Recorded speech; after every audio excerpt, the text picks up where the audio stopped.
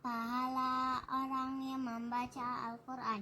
Man qara'at harfa min kitabillahi falahu bihi hasanah wal hasanatun bi asyri amsalha.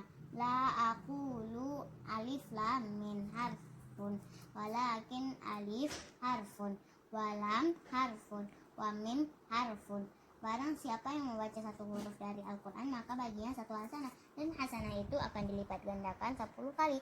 Aku tidak mengatakan alif lam mim itu satu huruf, namun alif itu satu huruf, lam satu huruf, dan mim satu huruf. Hadis riwayat At-Tirmizi. Assalamualaikum warahmatullahi wabarakatuh. Nah, tadi kan kita sudah membaca hadis dan artinya. Sekarang kita akan membuat kesimpulannya. Kesimpulannya adalah barang siapa yang membaca Al-Quran satu huruf akan baginya satu kebaikan. Satu kebaikan itu akan dilipat gandakan menjadi 10 pahala.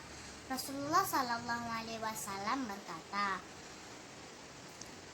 alif lam mim itu bukan satu huruf, tetapi alif lam mim itu ada 3 huruf. Nah, alif, lam sama mim. Alif lam mim.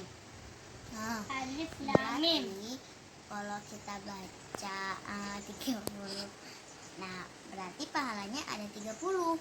Nah, banyak sekali kan. Nah, coba kalian baca satu halaman di Al-Quran, pasti coba kalian hitung pahalanya, pasti banyak kali kan teman-teman.